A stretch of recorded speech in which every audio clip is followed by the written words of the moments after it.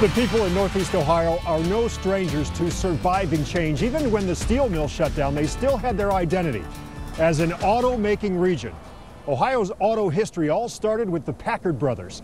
They developed their first car in Warren, but the company that eventually became auto parts maker Packard Electric all but left after more than a century in the Mahoning Valley. Frank Wiley shows us its history is still celebrated today at the National Packard Museum. Now look to Packard. The history parked here got people from A to B in style. The Packard car was a status symbol. The new Packard executive. From Packard cars to Packard Electric, the symbol helped navigate many through life. Those black and whites are often colored with memories. Time flew by. 32 years. Judy Watson said those were the days.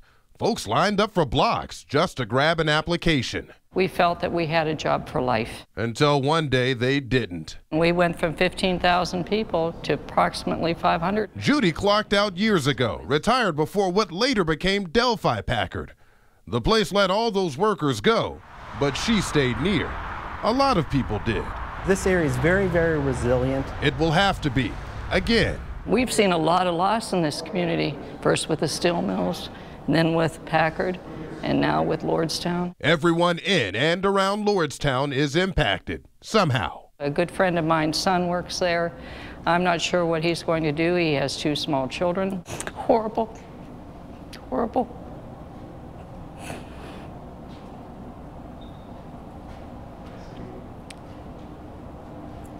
Job loss is terrible on a family. It's just terrible.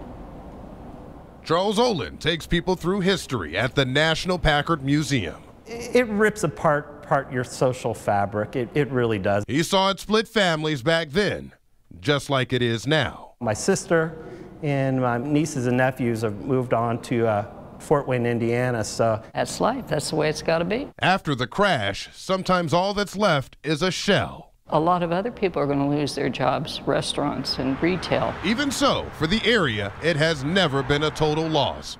Like the products they've built. Through time, a better version always emerges. From the National Packard Museum, I'm Frank Wiley.